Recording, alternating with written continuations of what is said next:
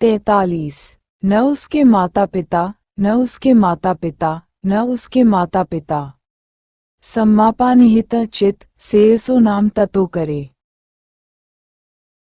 न तन माता पिता कायरा इतना माता पिता नहीं कर सकते, चौर वा या इंजे अन्य अटका जाति समुदाय के लोग, अपि भी ततो हिम सयसो नम अधिक अच्छा ये संपनिहित सही मार्ग पर चलना चित चित करे करता है।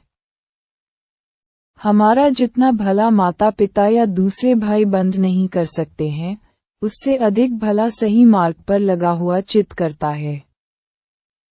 Neither mother, father, nor any member of a family, other relative can give you the blessings, can do one greater good than one, sound well-directed mind. सभी के माता पिता अपनी संतान के भले के लिए हर संभव प्रयास करते हैं। वे संतान को पाल पोस कर, पढ़ा लिखा कर, आजीविका कमाने के योग्य बनाते हैं। संतान पर उनका बड़ा ऋण और उपकार होता है। संतान का विवाह कर सांसारिक जीवन में उतारने का कर्ज भी पूरा करते हैं। कुछ माता पिता अपनी संतान को जीवन जीने का सही मार्ग भी बता देते हैं। कुछ ज्ञानवान शिक्षक, मित्र, आदरणीय या बड़े लोग मुक्ति में मार्ग के भी मददगार हो सकते हैं। कुछ लोग भौतिक संसाधनों के लिए भी मदद कर देते हैं, परंतु इन सब के बावजूद व्यक्ति का पूर्ण कल्याण नहीं होता है, इनसे स्थिर सुख शांति नहीं मिलती है।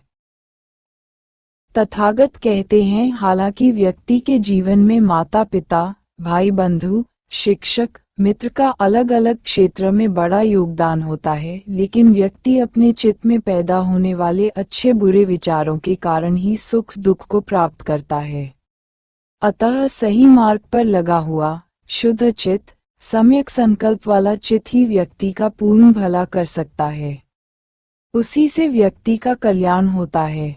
सही दिशा में चल रहे चित्त में ही अच्छे कुशल विचार पैदा होते हैं, कुशल कर्म करता है और सुख शांति को पाता है।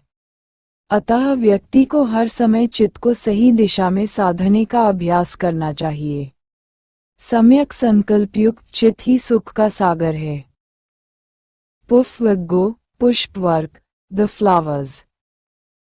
धम्मपद के चौथे अध्याय पुष्पवग्गो की गाथाओं में पुष्प फूल की उपमा देकर धम्म उपदेश सजाए गए हैं। जन्म से मृत्यु तक के जीवन को फूलों को उगते हुए, खिलते, मुरझाते और झड़ते हुए समझकर जीवन के सार और सत्य को समझा जा सकता है। कीचड़ में उगने वाला तथा पानी में रहते हुए पानी से अलग रहने वाला कमल का फूल हमें प्रज्ञा की सीख देता है। फिर फूल चाहे कितना ही सुंदर, सुगंधित हो, वह एक दिन झड़ता ही है। अतः फूलों की असीम सुगंध से भी शील सदाचार की सुगंध श्रेष्ठ है। इस प्रकार फूलों के माध्यम से भगवान बुद्ध ने जीवन की सच्चाई के उपदेश दिए हैं। इस वग्ग में 17 गाथाएं हैं। कौन दुखों के संसार को जीतेगा, कौन धम्मपद चुनेगा? माला बनाने वाला उत्तम शिष्य इस आत्मा पर विजय प्राप्त कर लेगा।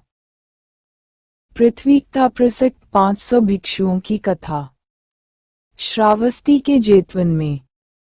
44। इस पृथ्वी तथा देवताओं सहित इस यमलोक को कौन जीतेगा? अच्छे फूल की तरह अच्छे से सिखाए गए धम्मपद को कौन पकाएगा? कौन ईमान पृथ्वी इस धरती पर विजय प्राप्त करेगा, विजय प्राप्त करेगा? देवताओं सहित सदेवकम ईमान यमलोक, इस यमलोक को भी कौन जीतेगा? सुदेशित अच्छी तरह से उपदेश दिया, सिखाया।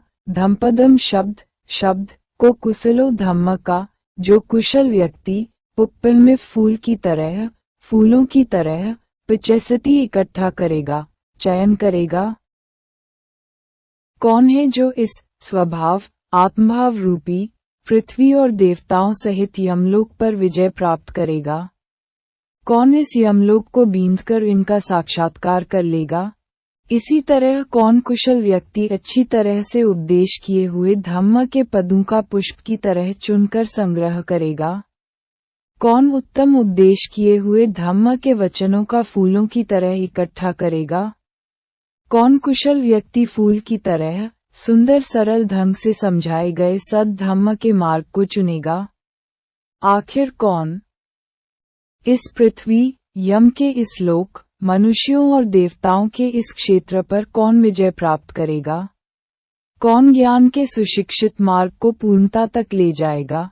जैसे एक कुशल माला निर्माता अपने पुष्पों की रचना करता है, उत्तम पुष्पों का चयन करता है। जीवन पथ पर चारों ओर लुभावने, आकर्षित करने वाले, सिर्फ ऊपरी रूप से सुंदर दिखने वाले और इसके विपरीत सार्थक, सच्चे व्यक्ति, विचार और वस्तुएं भी मौजूद हैं। धम्म और अधम दोनों यहाँ हैं, लेकिन कौन सार असार का कर्म कर सार को चुनेगा? कौन भले बुरे, कुशल अकुशल, व्यर्थ सार्थक का फर्क कर सही मार्ग चुनेगा? क्योंकि ऐसे माहौल में हर कोई तो जानते हुए भी सही मार्ग पर नहीं चलता है। आखिर कौन है जिसके ये सत्य समझ में आ जाए और धम्मपथ पर चलेगा? पृथ्वी यानी मनुष्य के चित्त का धरातल, अंदर की पृथ्वी। यमलोक को जीतने की बात तो अलंकारिक है। जीतने को तो पृथ्वी, देवलोक, यमलोक, व्यक्ति के दुखों का संसार, सभी पर जीत हासिल की जा सकती है। साधना के प्रयास से मृत्यु पर भी विजय पाई जा सकती है, लेकिन उसके लिए जीने का कौशल, जीने की कला सीखनी जरूरी है। तो कौन ये कला सीखकर धम्मपथ पर चलने का संकल्प लेगा? धम्मपथ का राही ही दुखों के संसार को जीतेगा। साधक समझता है, श्रेष्ठ शिष्य इस आत्मा पर विजय प्राप्त कर लेगा।